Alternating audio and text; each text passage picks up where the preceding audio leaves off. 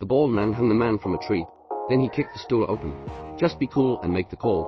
A Rolex fell for the man in the struggle. The bald man picked it up. "Just smile." Suddenly a man stabbed him in the throat. His bald head was covering his neck. A look of disbelief.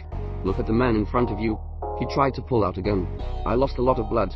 He ended up in a pool of blood. The man breathed a sigh of relief. His name is Jack. Just like the curly hair on the car. Offended a woman named the shoemaker. Kidnapped by skinheads and killed in the suburbs. Afterwards they decided to live incognito again. It was only 2 years later. Jack got a call from Curly.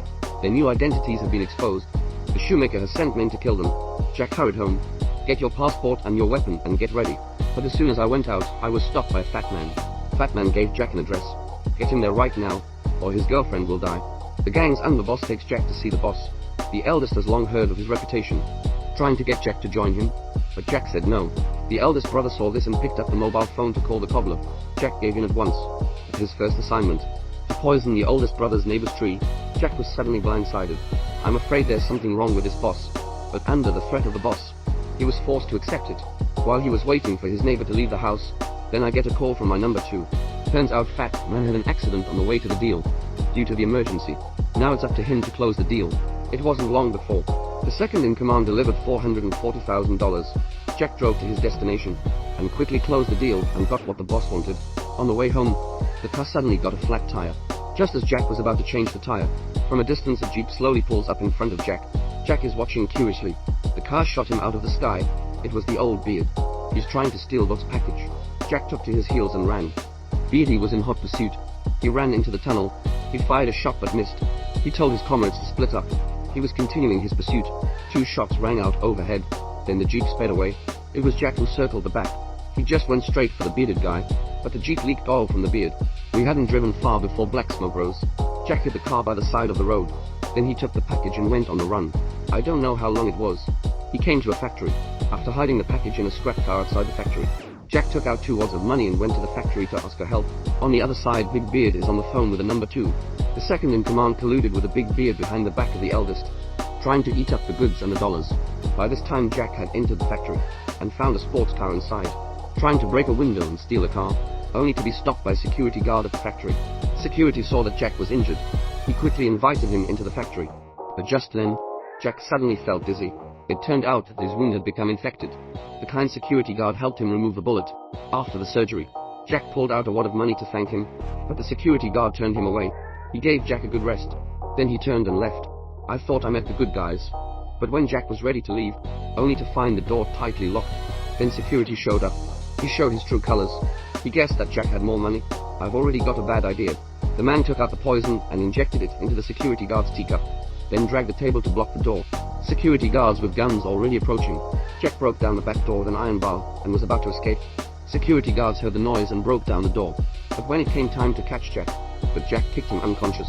Then Jack took off the cliff, limping on the run. I was about to get out of here, and then suddenly someone hit me. It was Beardy who chased him. He pressed Jack where he hid the money. Then the security guard appeared behind him. Jack reminds him. But he didn't believe it. He was sent by the security guard to get his lunchbox. Jack ran away and hid in the next room. The security guard has it all figured out. "Take your time and get ready for a drink."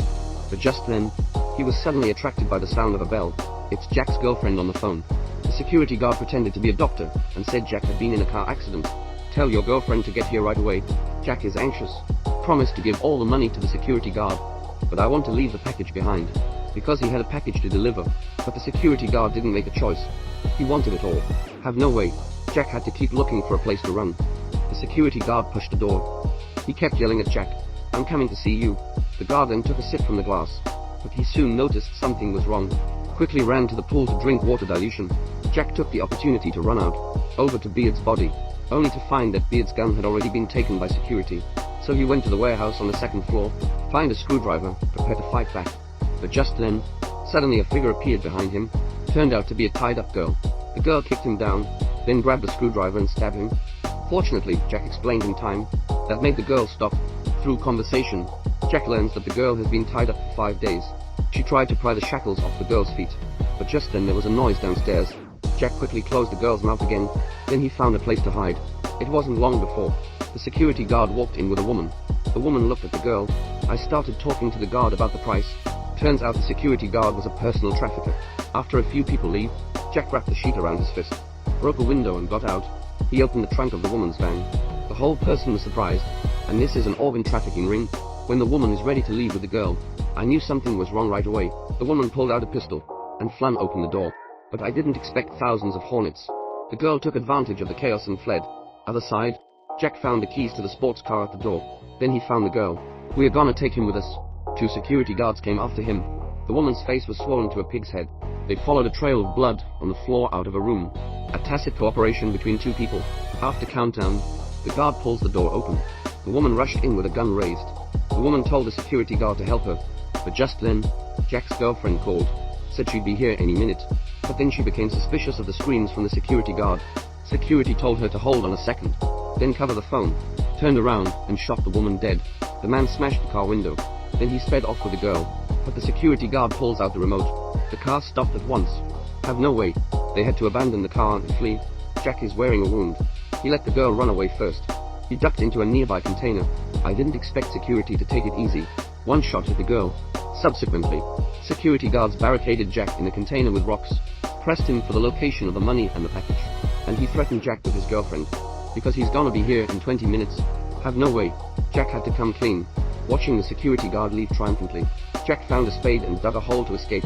Security went back inside to get things ready, only to find his beloved hand. It was all destroyed by Jack. He was furious. I got up to kill Jack. He tied the chain to the container, and then I put my foot on the gas. The iron box turned to scrap. Luckily, Jack dug a hole ahead of time. That's how he survived. The guard picked up the rock and slammed it at Jack. But when he was about to kill him, the boss and his men are on their way. The security guard immediately fell to his knees in surrender. Seconds to become honest, said he was a victim. The eldest didn't know who to trust. Then the second in command came out to fire. But Jack colluded with these guys to rat out the boss. Jack was suddenly speechless. Just the money and the location of the package for them to pick up. The eldest took the parcel.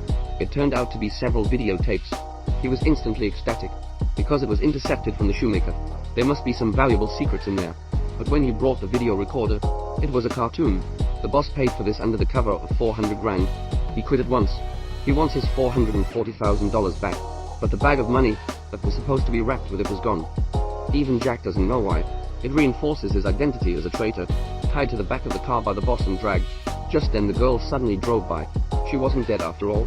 She took the purse too. The crowd was riveted, and Jack takes advantage of the boss' absence. He leaned the handcuffs he had taken off on his eldest brother. The second in command tried to shoot Jack, and he was suddenly attacked by security guard, and the fat man behind the wheel sensed something was wrong. Yet off a look found the car was his boss. He was so scared that he drove away. The guard picked up the second in command's gun. I was about to go after Jack. The girl suddenly drove at him, but the security guard shot him out. On the other side, Jack is at the van. I pulled out a shotgun, but there was only 1 bullet in the gun, and by this time security had arrived. Thought we took out the security guard, but the guard stood up again. It just hit him in the ear. He walked up to Jack angrily, but Jack suddenly throws out a detonator. But the guard isn't dead yet. Jack calmly gets into the van. He called his girlfriend. As he ran over the security guard, the girl with the 2 packages on Jack Street, put an end to this drama once and for all.